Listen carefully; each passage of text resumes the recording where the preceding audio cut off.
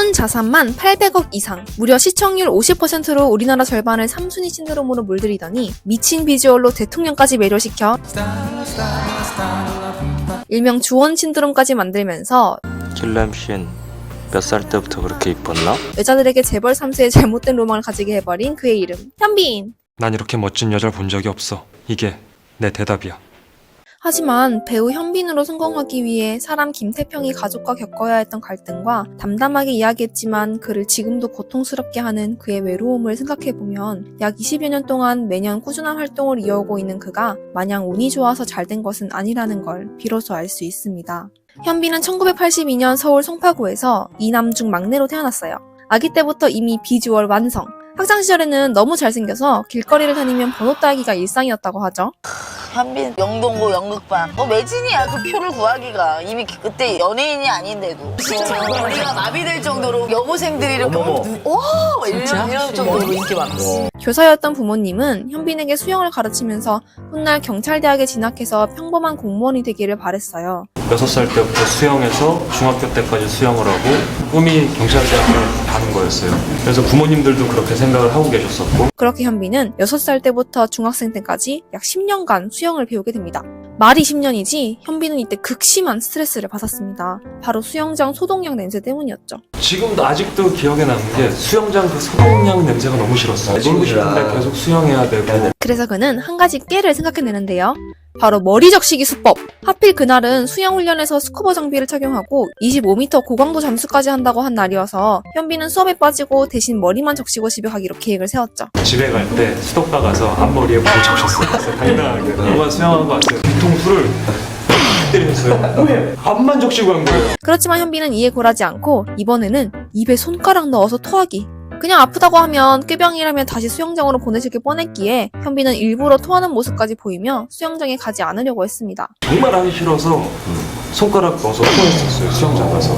바로 그때 그는 한 줄기 구원의 빛을 만나게 됩니다. 고등학생 때 우연히 한 선배의 권유를 받아서 연극반에 들어가게 된 현빈. 이때 현빈은 신선한 충격을 느낍니다. 현빈의 첫 연극 작품이었던 우리들의 일그러진 영웅에서 평범하게 연기를 마치고 나서 커튼콜 때 관객들에게 인사를 하는데 수많은 박수갈채를 받게 된 것이었죠. 제가 못 겪었던 거를 겪어서 그런지 그 박수 소리가 너무 좋아서 기분이 굉장히 묘했었어요. 이게 뭐지? 현빈은 이때까지 살면서 느끼지 못했던 감정을 느꼈어요. 부모님의 억압 속에서 자유롭지 못했던 자신이 연극에서는 모든 것을 할 수 있었기 때문에 커다란 자유로움을 느꼈던 것이었죠. 이때부터 현빈은 연기와 사랑에 빠지게 됩니다. 코러스처럼 그냥 뒤에 잠깐 뭐 무대 옮겨주고 잠깐 엑스트라처럼 나와서 하고, 근데 그게 그렇게 재밌었어요. 하지만 현빈의 부모님은 자신들이 바랬던 경찰이 아닌 무대에서 연기를 하는 아들이 못마땅했습니다. 그도 그럴 것이 현빈의 친척 중에는 서울대 출신, 판검사 등 엘리트가 많은 집안이었죠. 아무래도 배우는 경찰과 같은 공무원에 비해 불안정한 직업이었기 때문에 부모님의 반대는 극심했어요. 학교 가서 연극반도 없애겠다라고 하실 정도로 굉장히 싫어하셨어요. 집 밖을 못 나가게 했었어요. 그럼에도 현빈은 자신의 꿈을, 자신의 뜻을 굽히지 않았어요. 부모님의 엄청난 반대에도 포기하지 않고 몰래 연극 연습을 계속했던 것이죠. 아들의 고집에 화를 참지 못한 아버지는 야구방망이를 들고 아들에게 팬티만 입힌 채 매질을 하기 시작했습니다. 야구방망이를 때리고 네, 팬티만 입혔는데 야구방망이에 무릎을 잘못 맞아서 대굴대굴 구르면서도 현빈은 연기에 대한 자신의 뜻을 절대 굽히지 않았어요. 매를 맞으면서까지 배우의 꿈을 포기하지 않는 아들을 보며 아버지는 한 가지 딜을 제안합니다. 딜을 제안을 하셨어요. 중앙대학교 연극학과를 들어가는 거였어요. 연기에 정말 진심이었던 현빈은 그날부터 미친 듯이 공부에 몰입합니다. 밥 먹는 시간까지 아껴가며 열심히 공부했죠. 그리고 당당히 중앙대 연극영화과에 합격하게 돼요. 합격이 됐어요. 네, 그 이후로부터는 말씀 안 하시더라고요. 부모님의 반대를 이겨내고 드디어 마음껏 연기를 할 수 있게 된 현빈은 울분을 토하듯 1년 동안 정말 연극만 했습니다. 중앙대에서 1년에 한 명만 뽑는 극장식구 단원으로 활동을 시작. 그렇게 극단 활동을 열심히 하고 있던 그에게 일생일대의 기회가 찾아옵니다. 우연찮게 영화 오디션을 보게 되는데 그게 합격이 됐어요. 샤워라는 영화인데 예산 문제나 이런 것들 때문에 중간에 이제 중단차되고 엎어진 영화인데, 영화 샤워가 예산 문제로 제작이 중단되면서 그는 카메라 앞에 서지조차 못했죠. 현빈은 나름 학교 연극에서 주인공까지 했던 자신이 동기와 선배들에게 나 영화 잘 찍고 올게 라고 말까지 했기 때문에 그냥 돌아가는 것이 너무나 부끄러웠어요. 부모님께도 배우로 성공해 자랑스러운 아들이 되고 싶었지만 현실은 그렇지 못해 죄송한 마음뿐이었죠. 그러나 그는 좌절하지 않았습니다. 그래서 너무 창피해서 못 따라가겠는 거예요. 오케이 그럼 이쪽 일을 준비를 해야겠다. 그래서 3년 걸린 것 같아요. 이러한 노력을 하늘이 알아준 것이었을까요? 현빈은 마침내 KBS 드라마 보디가드로 TV 지상파에 데뷔하게 돼요. 지금의 현빈이라면 상상도 못할 여주인공을 괴롭히는 스토커 역할이었는데요. 아니, 웬 스토커가 저렇게 잘생겼나? 데뷔작임에도 현빈은 연극에서 갈고 닦은 실력을 가감없이 발휘하면서 독보적인 존재감으로 대중들에게 눈도장을 쾅 찍어요. 그런데 여러분, 이렇게나 배우로 잘 나갔던 현빈이 버즈의 멤버가 될 뻔했다는 사실 알고 계신가요? 배우로 데뷔 전에 여러 준비를 하던 현빈은 당시 민경훈 씨와 함께 버즈의 보컬 후보였다고 해요. 버즈의 최전성기를 이끈 쌈 자신도 너무너무 대단하시지만 버즈의 중심에 만약 현빈이 있었다면 또 가수 현빈으로 들썩들썩하지 않았을까 싶네요. 오. 상상만 해도 벌써 팬클럽 가입했다 지금. 그의 노래 실력은 시크릿 가든 OST를 통해 비로소 대중들에게 공개되었는데요. 참 이러니까 당시 대통령도 주원이 그리고 전 연령에게 현빈을 널리 알린 2004년 논스톱4 작품에서 그의 스타성을 분명하게 드러내기 시작했습니다. 그리고 드라마 아일랜드에서 주연을 맡으면서 그야말로 훨훨 날아다녀요. 그렇게 훨훨 날아다니다 지구는 좁았는지 현빈을 우주까지 날게 해버린 전설의 작품을 만납니다. 숨겨왔던 나의 바로 2005년 시청률 50% 이상을 기록한 내 이름은 김삼순이었죠. 내 이름은 김삼순이 얼마나 대단했냐면 여주인공 김선아 배우가 2005년 MBC 연기 대상을 거머쥔 것은 물론이고 현빈 역시 남자 배우 최우수상을 받게 했어요. 그리고 당시까지만 해도 드라마나 영화 속 명대사라고 하면 사랑해요 아저씨, 사랑해 아저씨. 견우야 미안해. 나도 어쩔 수 없는 여잔가 봐. 여성 캐릭터들의 청순하고 지고지순한 모습을 극대화한 대사가 대부분이었어요. 그런데 김삼순의 명대사는 잘 쳐드세요. 예? 저 싸가지. 이거 놔요. 야, 이 매체구리 같은 놈아. 야, 이 쭈꾸미 같은 놈아. 쪽팔려 씨. 아, 나 진짜 너무 오래 사는 거야. 죽어야지. 였을 정도로 이 드라마는 기존의 뻔한 로맨틱 코미디 주인공의 틀을 바꿔버린 기념비적인 작품으로 평가받고 있죠. 심지어 필리핀과 태국에서는 리메이크가 되기도 했는데요. 현빈은 이 작품으로 상을 받고 드디어 성공한 배우로서 그리고 떳떳한 아들로서의 소감을 담담하게 말합니다. 고등학교 때부터 연극을 했었는데 연극할 때 저희 부모님이 굉장히 속상해 하셨던 기억이 나요. 그리고 굉장히 가슴 아파하시고 그렇게 힘들게 했었는데 그 힘들게 했던 아들이 2005년 한 해에는 입가에 미소를 머금을 수 있게 만든 것 같아요. 그런 여러분들한테 정말 감사드립니다. 이 작품으로 현빈은 그야말로 슈퍼스타가 됐는데요. 이제는 부모님이 우리 현빈 배우 집에 언제 오나 하면서 인정을 받게 되었다고 해요.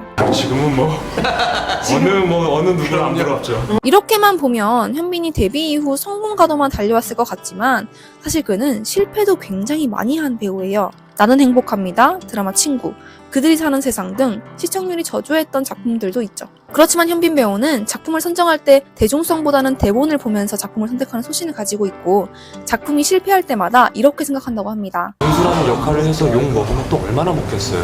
혈기왕성하고 연기에 대해서 뭔가 의욕이 있을 때 욕을 먹으면 마이너스적인 요소보다 플러스 요소로 많이 돌아오지 않을까라는 실패가 오히려 더 나은 다음을 위한 경험이 된다는 현빈 배우의 멋진 마인드.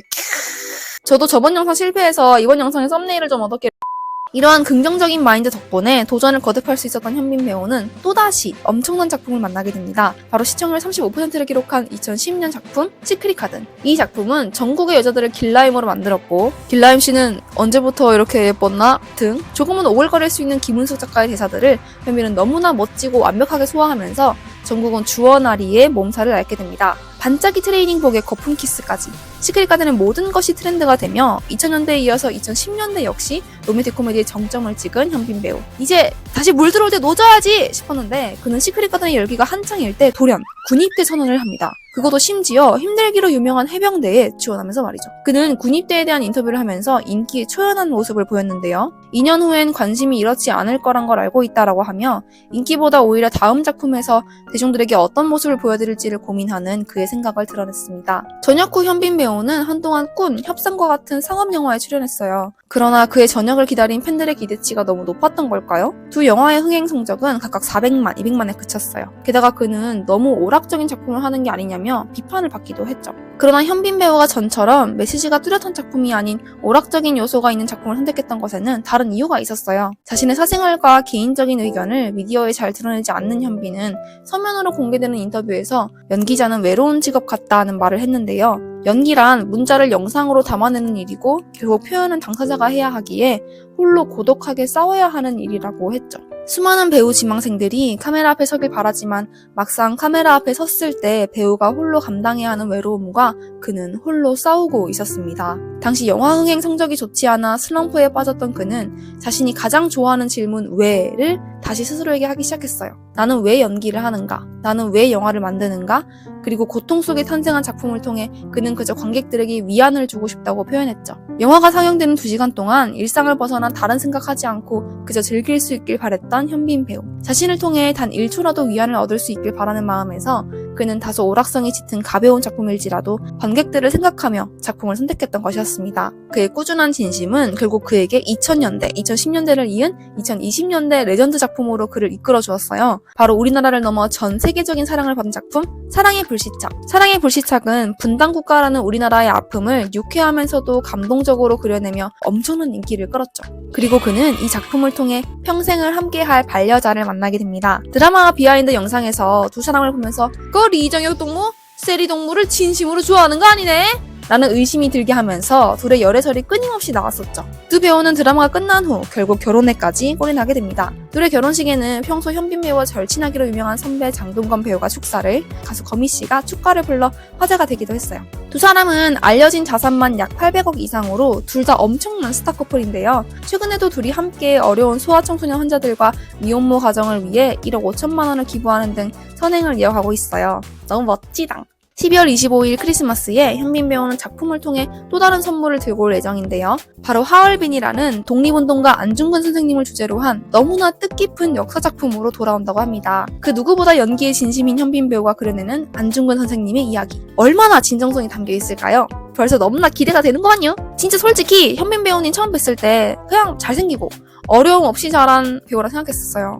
닥쳐 이 병신 새끼야. 그런데 영상을 만들면서 그가 연기자의 길을 걷기 위해 부모님의 완강한 반대와 영화 제작 무산, 흥행 실패 등등 수많은 어려움을 이겨내온 분이란 걸 알게 되었습니다. 내가 하는 일을 보고 받아주실 분들, 즉 관객과 시청자에 대한 진정성, 연기에 대한 진심이 지금의 멋진 배우 현빈님을 만들어낸 것 같아요. 꼭 오해해서 죄송했습니다. 리정혁 동무. 여쁜 우리 세리 동무와 그저 행복만 하시라요. 혹시 지금 앞날이 보이지 않는 어둠 속에서 막막함을 느끼고 있는 분들이 계신다면 여러분이 하고 있는 그 일에 담긴 진심과 진정성이 여러분을 빛으로 이끌어줄 거라 믿습니다. 제 영상을 통해서도 보시는 분들이 위로와 즐거움을 얻으시길 바라며 동무들이만 여기서 인사하자요.